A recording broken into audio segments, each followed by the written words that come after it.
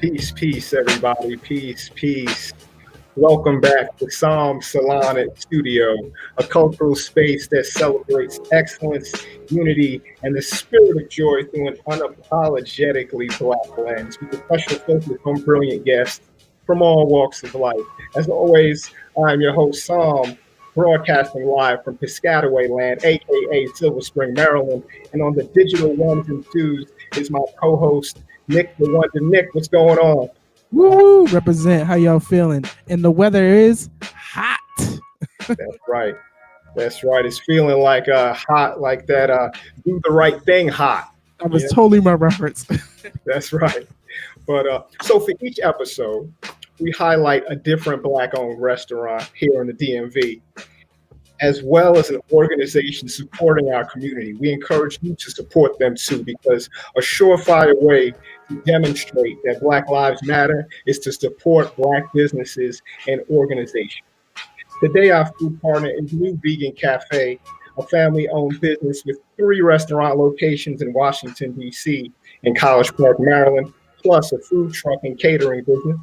New Vegan serves delicious vegan food that stirs the soul, and their restaurants are places for cultural community building. So today I'm having the vegan chicken drummies, vegan mac and cheese, and sweet potatoes. Nick, what did you order? Man, I get the same thing all the time, same as you. But I also recommend people try the vegan lasagna when they have it, and the royal ginger punch, because ginger punch is like that. Oh, ginger punch, that sounds good, man. That sounds right up my alley. So you can check out their info below and support this important Black business. So we're going to get right to it. We have a fabulous salon for you today. We're celebrating DC with some of the great artists and activists who make this city and our theater community so rich and so vibrant, so fresh and so clean. So please welcome to the salon today's guest, actor Justin Weeks. And activist. What's going on, brothers? What's going on? JJ Johnson. And galvanize to our community partners today, actor, activist, and ally, Jenna Valentina. That's right. So we're still getting Jefferson in. There we go. Jenna in. And we're just waiting on our last guest to come. There we go. Making the entrance. Oh, with the smooth hat. I like it. Well, you know, special occasion, brother. Wonderful to see all my family. So I had to that's right. toss the lid on. That's right. So this is like a family affair. How's everybody doing today? Doing well. All right. Doing good. Yeah. Before we go any further, we have got to recognize the loss of a giant, icon, world icon, humanitarian. We lost John Lewis recently. And before we move on, do you have any reflections on his life and his legacy? Because he was such a man who inspired the spirit of liberation and freedom. And it's actually sort of it's wild to me that he passed during this time, because this is a time that his spirit certainly resonated with. Jefferson, any thoughts on John Lewis? Yeah, brother. This soul was ordained, man, and he is passed on to us, and he's a beacon for what can be, the hope that can be. And truthfully, because he's one of the last giants that walked the walk. So the baton has been passed. So, you know, what we gonna do?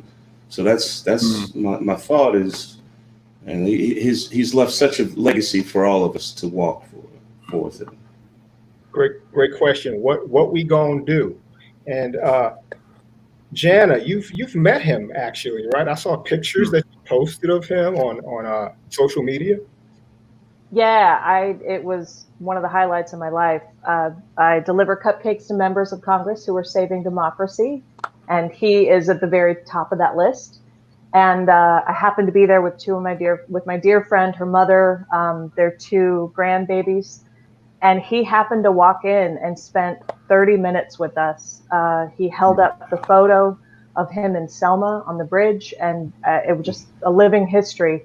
I was honored to be there. I stood in the back and took pictures and just took it all in. But he's an amazing, amazing, amazing man. And my favorite thing from that day was one of the women that worked in his office had gotten a tattoo of good trouble in his handwriting on her wrist. So the legacy he's passing on to anyone he encounters, you're changed. You're just automatically transformed by time with him. So it was, again, a highlight of my life to be able to meet someone like that. Absolutely. And JJ, any thoughts on the great man? Man, whenever I heard his name, it took me back to college because I had a professor who was an African American Studies professor, Dr. W. Avon Drake, who taught a civil rights movement class. It was a brand new class at VCU when I was there, and it was a whole semester just learning about the civil rights movement. And he especially focused on John Lewis for a segment, and he told us and he showed us the pictures and video footage of what he went through. And he's like, this man probably got beat more than anybody that you'll ever see for you. And so, just remember that, when it's time to vote, when it's time that this man took so many licks for you and in the work that he did, and to realize that he went from that to walking the walk in Congress. And like his journey is just amazing. And so it's just an amazing person. I hope he can rest now and heal up from all the licks that he did take. But I thank him tremendously for the work he did. Absolutely. And Justin, any thoughts on the icon? Yeah, I mean, it seems like his passing really was a passing of the baton, and like on the heels of both July 4th and Juneteenth, narrowing in on freedom and what it means to be free and be free in this time in particular. And what is our responsibility? How do we carry the legacy onto the next? That's right. We just thank that ancestor. Yeah. Well, we're gonna do this mental health drink break in honor of the ancestors. You have your drink. If you're at home, please grab your drink and just toast up to John Lewis. Cheers, everybody. Cheers. Ashe.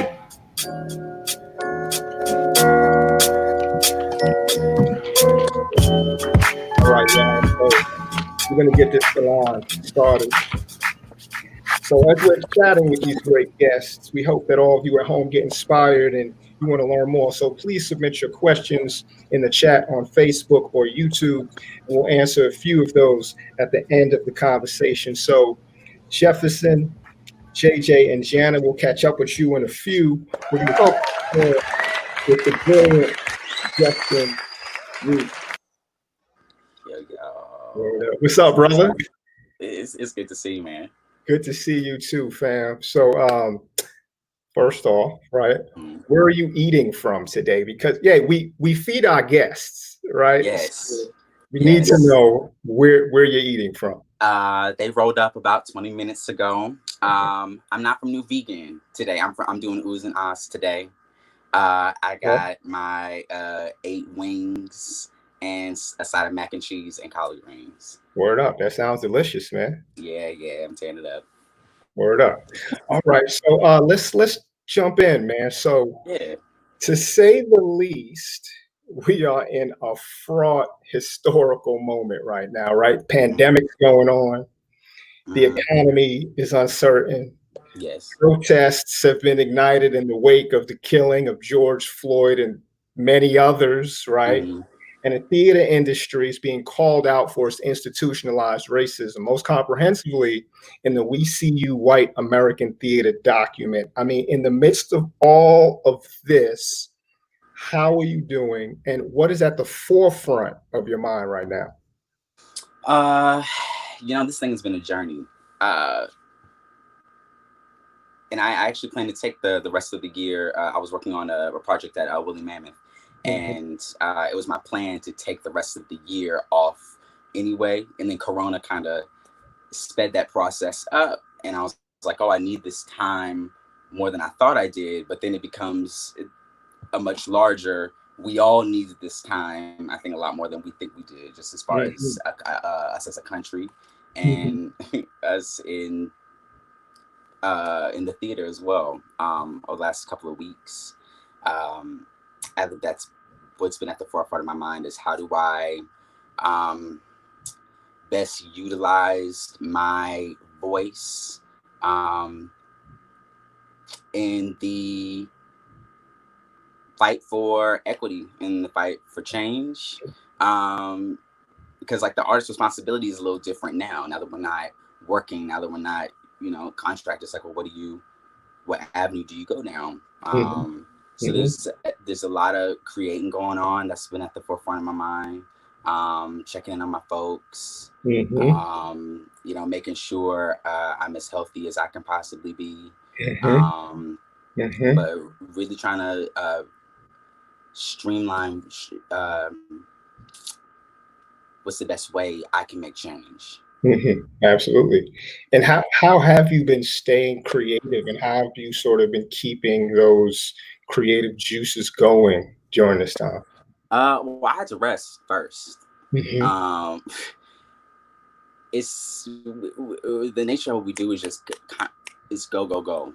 And I hadn't had an opportunity to kind of like look up and see like taking like the blessings of what life has been and what career has been over the past couple of years. But I was getting to a point where I was running on Brother, you were constantly like you were one of the hardest working men in DC for sure. You know what I mean? appreciate it.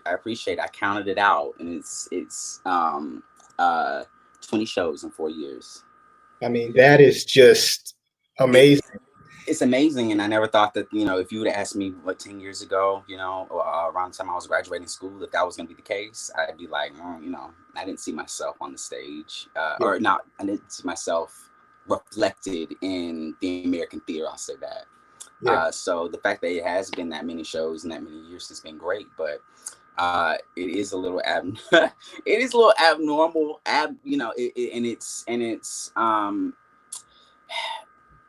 in order to do what work is necessary now, there needs to be a kind of filling up of the cup, so that we're not passing out crumbs. So there's been a lot of writing going on. I'm in the middle of building an art installation. Word. So that's something that's new, and trying to create a piece of theater out of the writing and out of whatever's gonna come out of this installation. It's all new. It's very exciting and scary, but I'm excited about it. Sounds beautiful, man. So let's take things back a little bit, because I want to sort of get into your origin story and sort of, how you got into acting and when you realized that this was a career, that this was a calling of yours. You let my mama tell it, and I've been doing it since I was 2, 3. I was a gymnast before I found the stage, and I feel like gymnastics is definitely a performance heavy sport. There's the execution that's involved in it and the presentation of it. And so I count my gymnastics days as like a foundation for me. But by the time I got to be around like 6th to 7th grade is when I started taking classes in school on a regular basis. And even at that young age, like 10, 11, 12, it became clear to me that I was able to express on stage in a way I wasn't necessarily allowed otherwise, or other places, other avenues. And so it started out as a place of liberation for me, and then I got kind of sucked into like the craft work of it. And it was around when I was about 13 or 14 when someone told me, hey, you can do this Right. for a living, it's possible. It was the first time I heard that it was possible. And since then, honestly, I haven't looked backwards. And got my BA in theater from Greensboro College in North Carolina. North Cackalack. North Cackalack. Come on and raise up. My first job out of school was with the National Players at Only Theater Center. I went away for a couple of years and then came back to one of my theater homes, Theater Alliance in Anacostia, to do a play called Dontrell Who Kissed the Sea by Nathan Allen Davis. And since then, I've been able to call DC home, and it's been a great community for me and a great place for me to grow my legs kind of as an artist and actor and figure out what I want to say in my art and in my life. Yeah.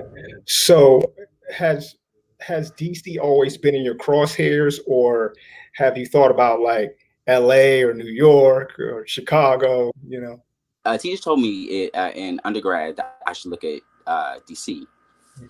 And I always wanted to come to DC to like figure it out as a city. I thought it was, I had family out in like Maryland and like the Gaithersburg, Columbia area. And so we would always come out here sometimes for the summers, and I always dig the vibe of DC, but I never got a chance to figure it out for myself.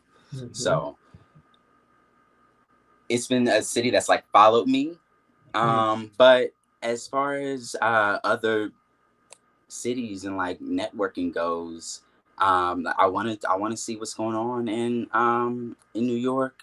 I mean, I love Chicago and the theater that's out there.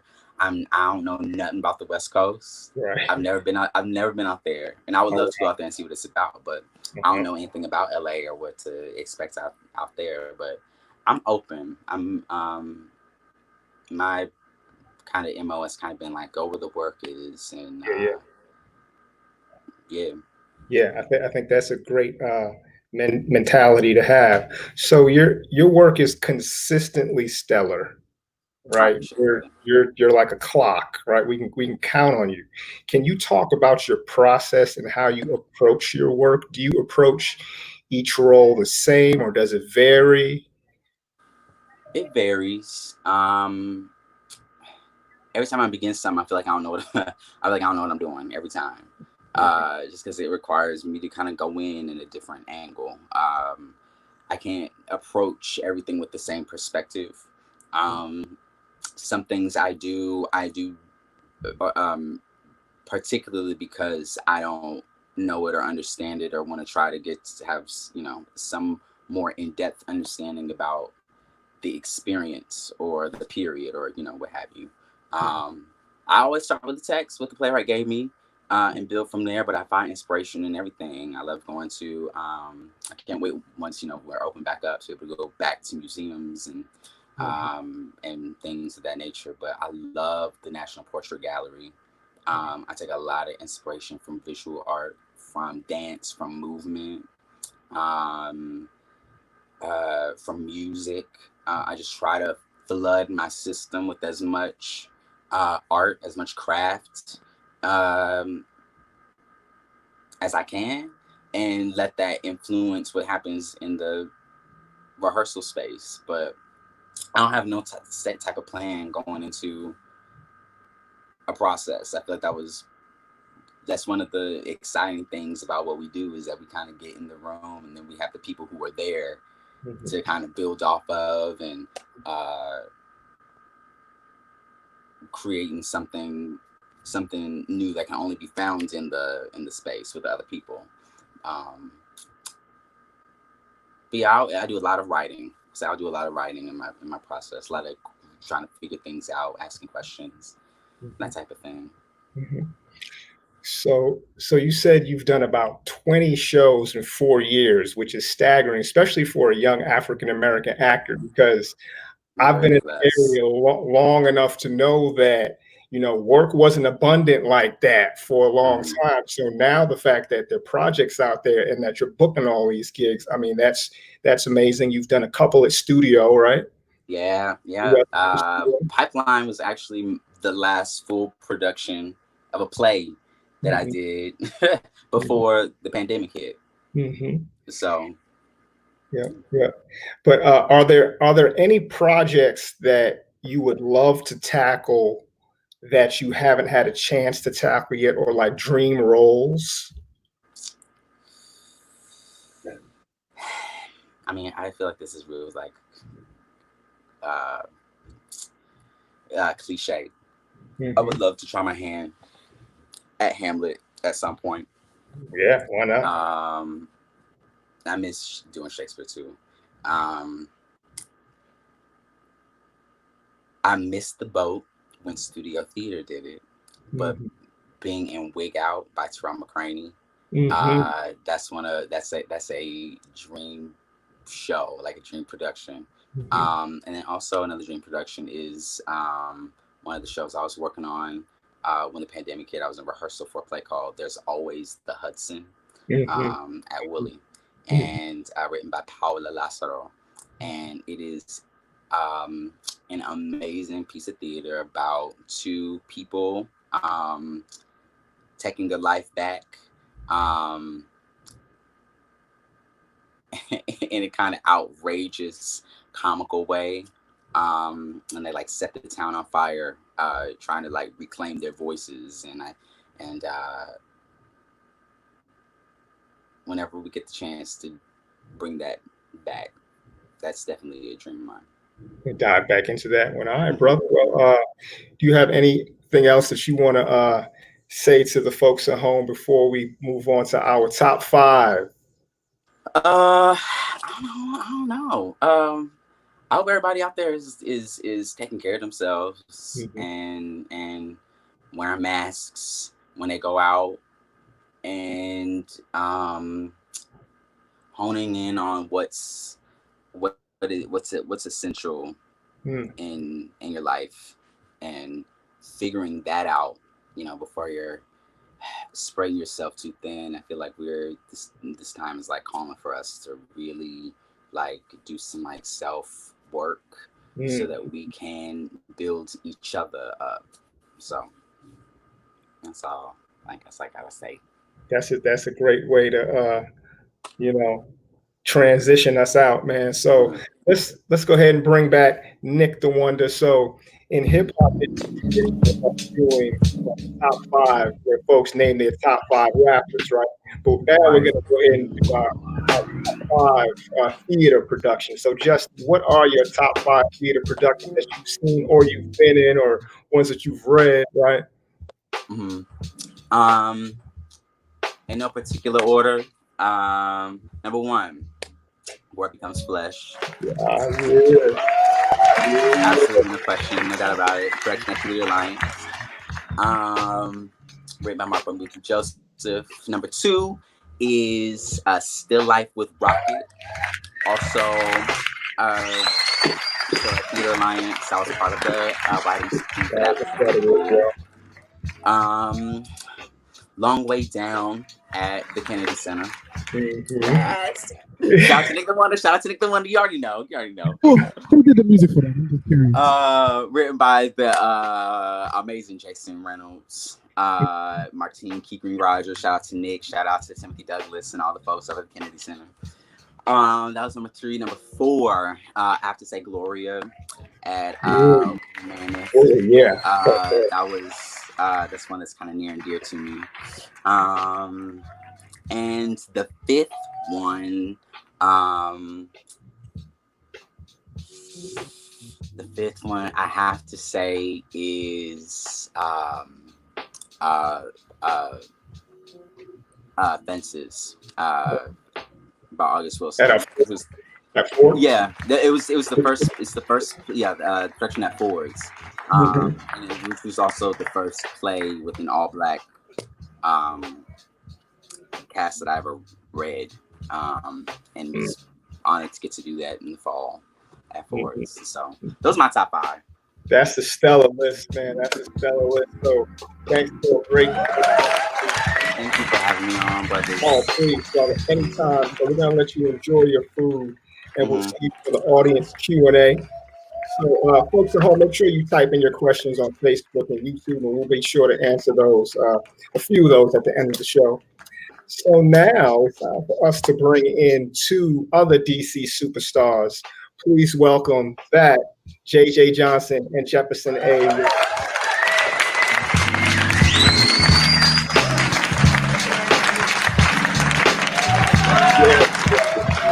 Yeah. What's up, y'all? What's up? What's going on? And chilling, man. So again, thanks again for being here. And before we get started with the conversation, where are y'all eating from?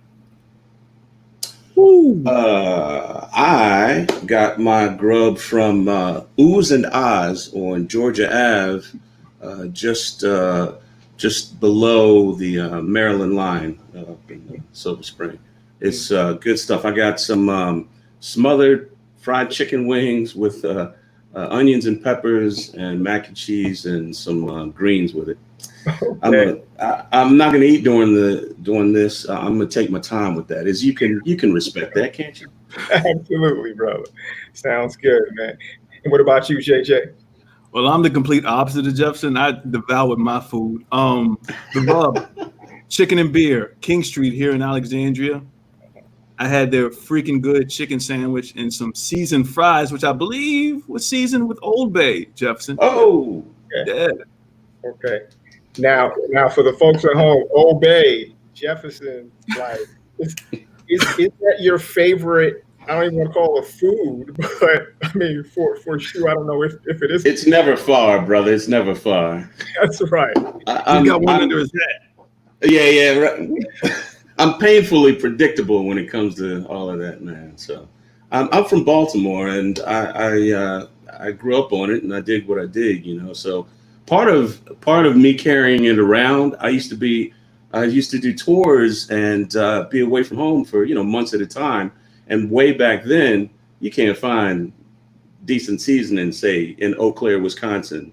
As far as they're not going to have Old Bay back then. Now it's everywhere. So I'm a running gag with my good friends. JJ can attest. As far as I'm always going to have my Old Bay on me. So it's ridiculous. So fellas, how are you doing in this insane time that we're living in right now? I mean, man, it's a mix of everything, man. I'm equally excited as well as equally heartbroken, man, on any given day. You know what I'm saying? So it's just surviving. You know what I'm saying? And I mean, like, I think overall we're doing, like, as far as my wife and I, we're doing, pretty well considering. I mean, she continues to work, and I have various jobs that I do. So, we're blessed in that fashion. Mm-hmm. Mm-hmm. How about you, Jefferson? Yeah, it's a lot of things, as we are seeing in our society and globally, a lot of things are coming to the surface. Same is true with emotions and feelings and wonderment about one's own path and all of these things. It's been a self-reflective as well as a globally reflective era that we're in, which has just been necessary, both up close and vastly. We just have to take stock. But yeah, I've been in prayer. I find myself saying more and more, telling people daily, I'm keeping you in prayer, and also telling people more than I ever did before. Stay safe, be well, all of these things, man. So Yeah. Absolutely. So, Jefferson, a lot of people may not know this, but you used to be a police officer in Baltimore, right? That's right. Yeah. That's right. And I actually read somewhere that the director, Elia Kazan, said that police officers make good actors. So in your case, that's definitely true, right?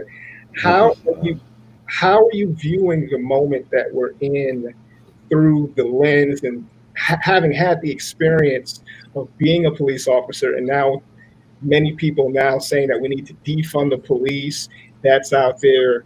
How has that sort of affected your view on this moment? Um, I it's disheartening as far as when we talk about police.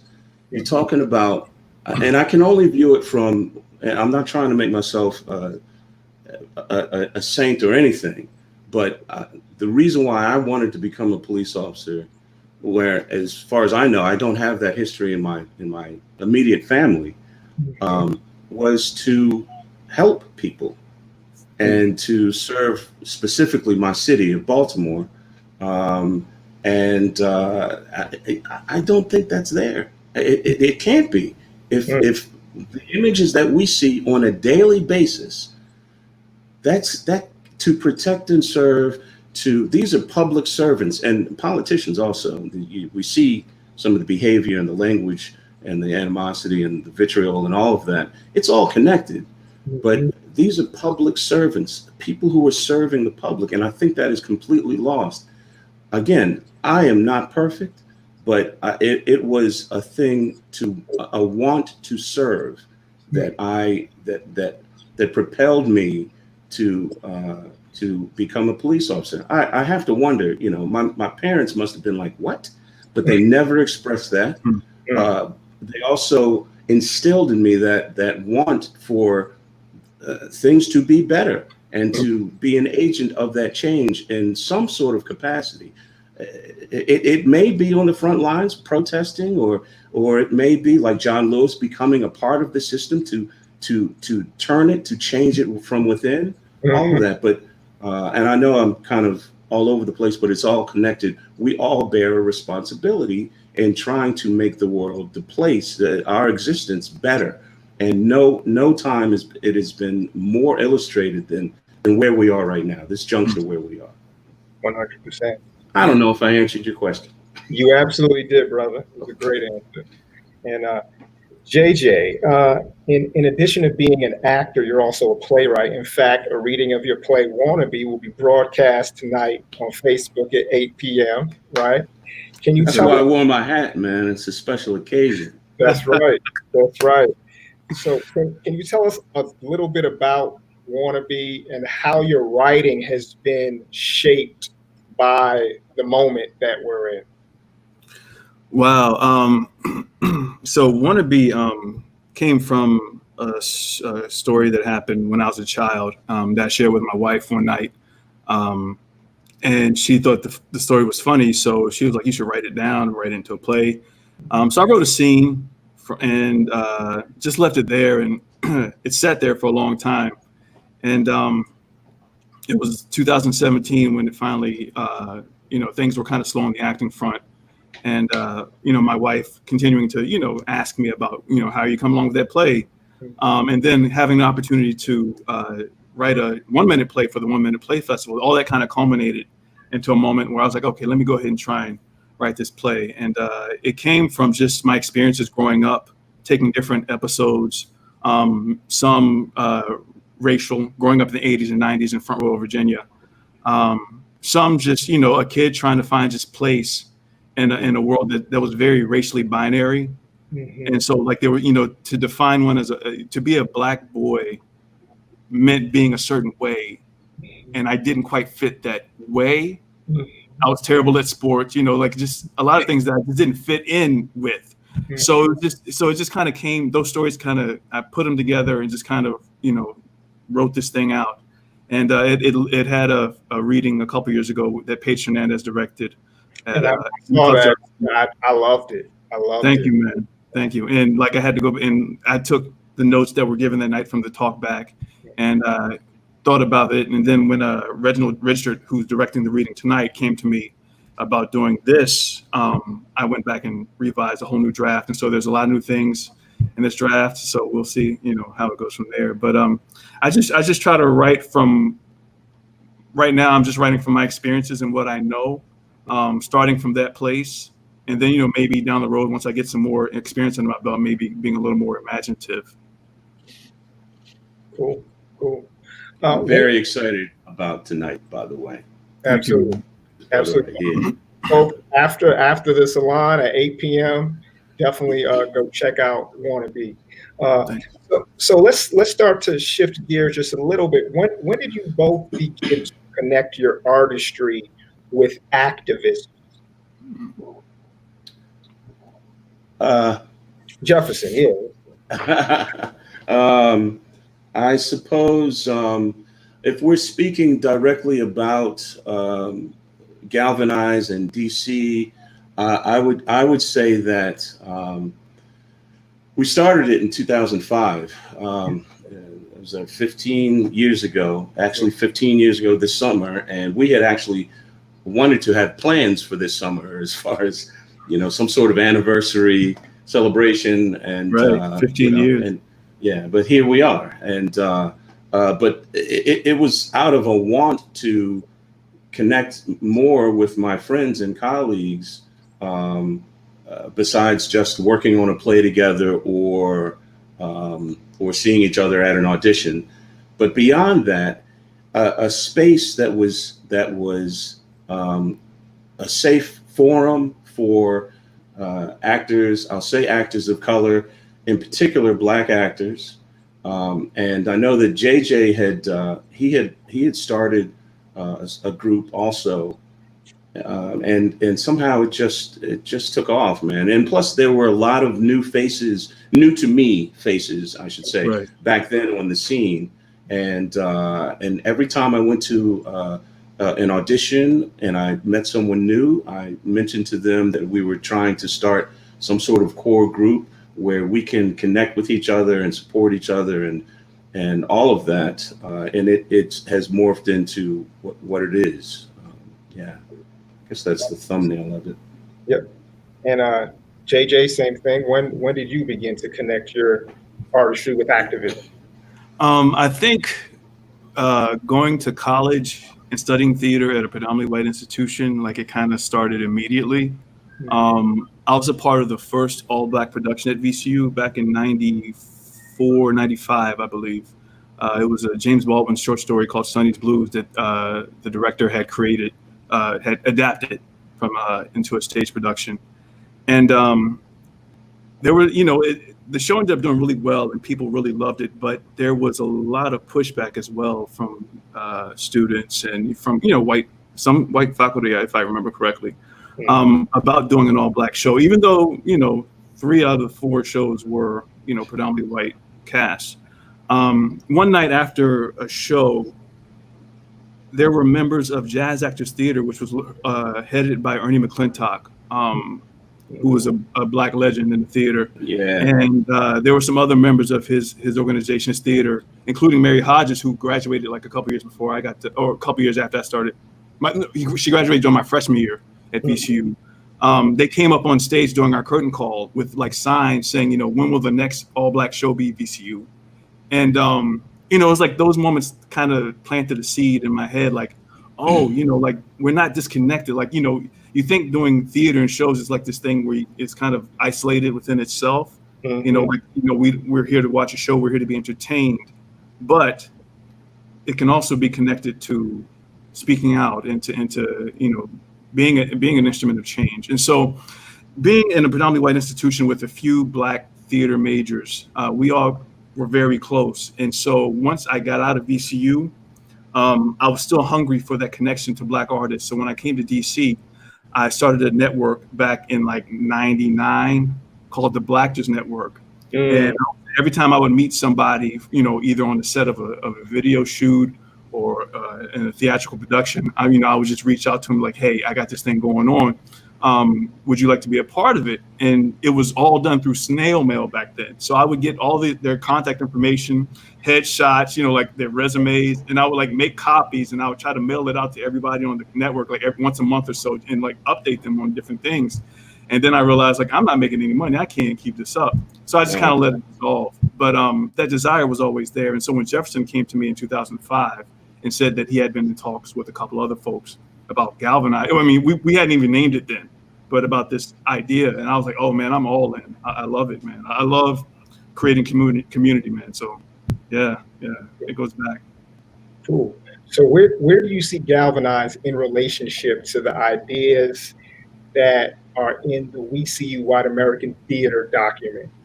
Have you both read that? I'm sure you've heard about it for sure. Right. Yeah. I will say we all have a voice, and I feel like what is happening now is there are people have found their voice and found the are feeling compelled to speak up louder than before in many ways. And I think with everything that's been going on, with Galvanize, well, first of all, we've been doing our thing the way that we've been doing our thing for this long. And it has not necessarily been, the loudest. However, it is sort of crowdsourcing community. And that's the very definition of grassroots organizations, organizations that are on the front lines and protesting and making sure that community is being heard. So we've always been very vocal in that direction and collaborating and connecting and making and promoting each other's work and connecting that all of what JJ has been saying as far as we all have a voice, and sometimes as a Black person just showing up is in its own right. It's an act of revolution, just showing up sometimes. Them JJ gave the example of VCU doing an all Black cast play at his school where most of the others are all white, but there's never been noise. But because it's all Black, it's a thing. So, there's something wrong with that. And what's wonderful is that the continuum of the connection of people, again, I keep going back to John Lewis, but John Lewis and passing the baton forward, Galvanize being as doing what we've been doing for the past 15 or so years. And there are other artists, activists who are stepping forward of a younger than me set. And it is so heartening to see, man, especially in this age. It's very exciting to see. We endorse that wholeheartedly because it takes all of us. It truly takes all of us. That's right. It definitely takes all of us. And on that note, let's go ahead and add in the wonderful Jenna Valentina to the conversation. Thank you so much for being here, Jenna. Yeah, happy to be here. Thank you, Psalm. Absolutely. So go ahead and tell the good folks at home, what Black business are you supporting today? Where is your food from? My food is from Hen Quarter in Old Town Alexandria, and I got the wings and a wedge salad. I've been on the road now for about a month, so I needed something healthy. But the wings we're all good. That's good. Excellent. And so how are you doing today? And right now in the midst of everything. Today I'm good. I'm good, but that's I've been blessed and had some space and time to clear my head, and I had the resources, which I know is a privilege right now and a blessing, to be able to just get on the road and go drive for about 3 weeks. So great. I'm good, but I came back knowing that there's a lot of work to be done, and that's I did it. I had to go. I had to just take the break because what's ahead of us is huge. So just for my own survival. Yeah. I'm back ready to work now. Yeah, definitely lots of work to be done. And let's talk a little bit about some work that you've already done, the three of you. You were the organizers of the Making Space to Breathe Gathering to Grieve event that Galvanize produced last month, right? Each of you played a major role in that. For those who didn't attend or watch the live stream, can you talk about what that event was and how it came about, Jefferson? Yeah, we with the murders of Mr. Arbery and Mr. Floyd, George Floyd. JJ and I talked about wanting to do something with Galvanize, and then I think, Jenna, I think was there an email about maybe that came later from Actors Arena, but so JJ and I had sort of been talking about something, not really fleshing it out, and then Jenna sent both JJ and I an email on was it a Saturday night? Yeah, late Saturday night. And so we were texting back and forth for quite a while, and you know, it just birthed from there. Jana had a lot of fire behind that, and it was initially supposed to be the next day, like a Saturday night for a Sunday event. That's right. Yeah, we Emma Latimer from Arena contacted me, and that got the ball rolling, and we knew we wanted to have a joint effort between Actors Arena and Galvanize, and we were so grateful that Arena was just ready and able and enthusiastic about hosting us. So it all came together fast. It did. It came together beautifully as well. Jana, can you talk a little bit about your personal journey as an ally and the environment that you grew up in and where you are now? Yeah. I grew up in Utah, so not the most diverse of states.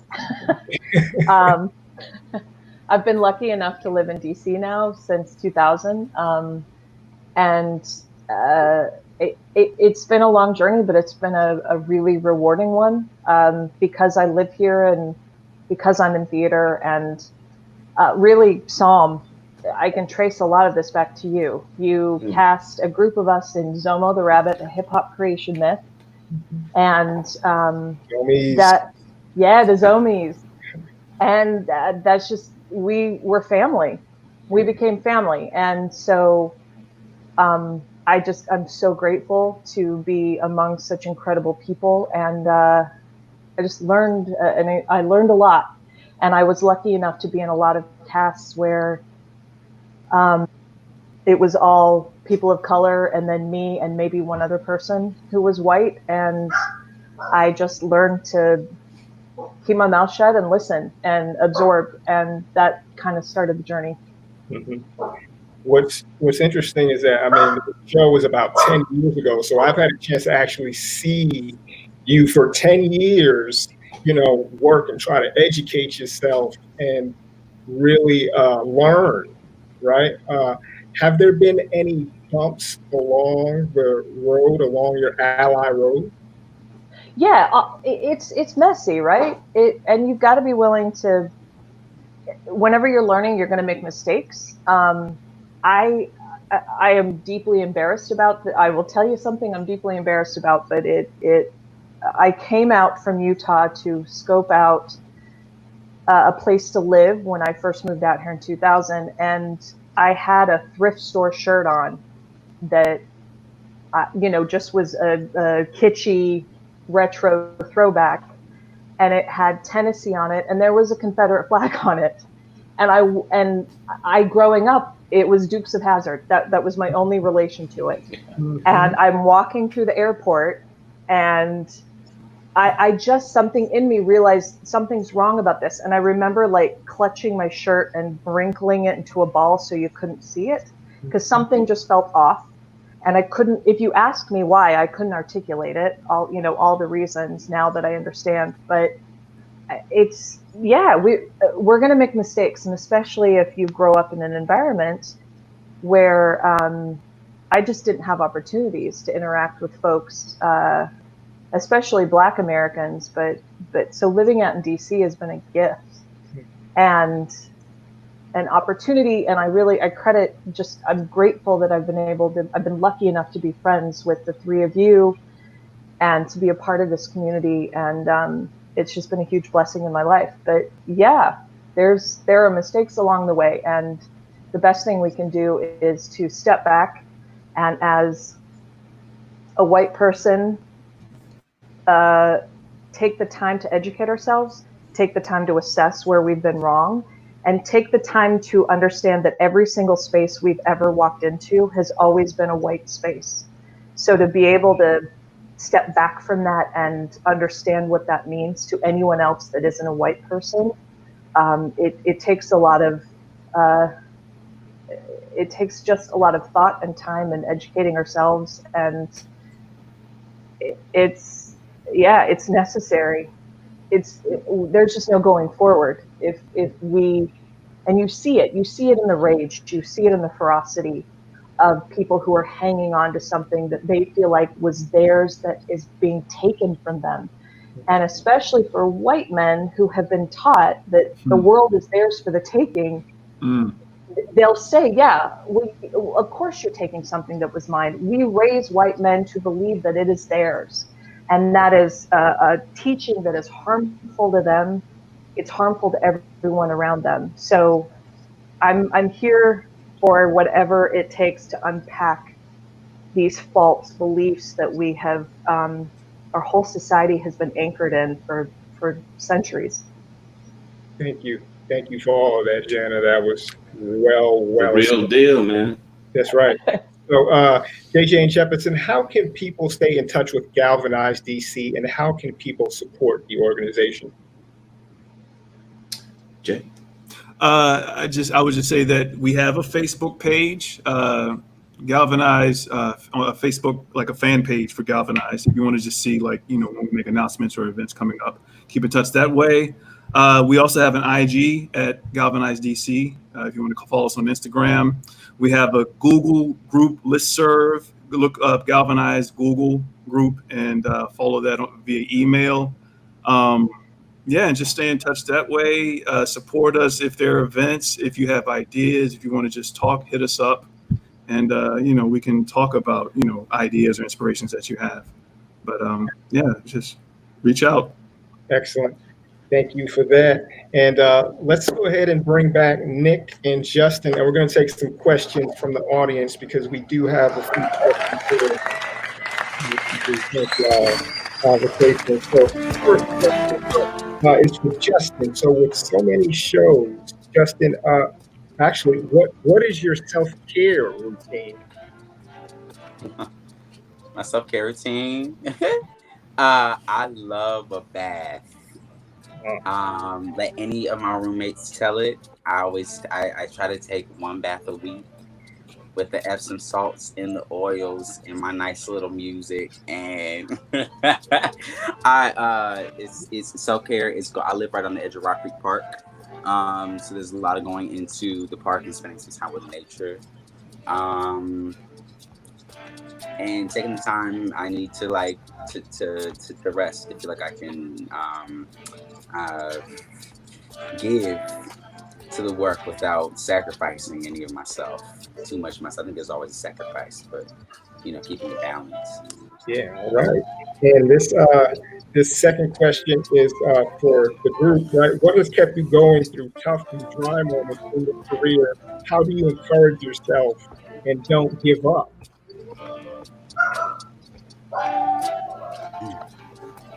I mean, this is like the only career that I ever wanted. And so I think it's just about being open to finding new ways to express yourself.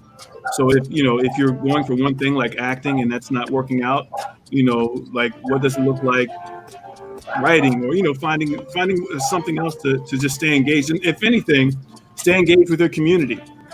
Continue to network and reach out to people and stay connected to your community. And eventually something will pop off. That's right. Any other thoughts on that last question before we roll on out? I just think That's you surround yourself with good people. Like JJ said, the people you're around, they will elevate you or they'll drag you down. So pick the people that you can elevate and will elevate you. That's right. That's a great way to close out this salon organization. So big thank you to our guests, Justin Weeks, JJ Jefferson A. Russell, and Jenna Valentina. Shout out to the Doris Duke Charitable Foundation, Building Demand for the Arts Grant, and for everyone in the studio making this happen. Make sure you check out the local restaurants, New Vegan Cafe, the Rub Chicken and Beer, Hen Quarter, and Oohs and Ahs. And join us for the next Psalm Salon on Thursday, August 20th at 5 p.m. Our special guest will be Natalie Graves Tucker, Farrell Harris, and Lady Dane Figueroa. It's going to be an incredible one. Fire. Big ups to That's fire right there. Check out the link below for a curated Spotify list so you can keep the party going all weekend. But for now, everybody grab your drinks and let's vibe out. We out.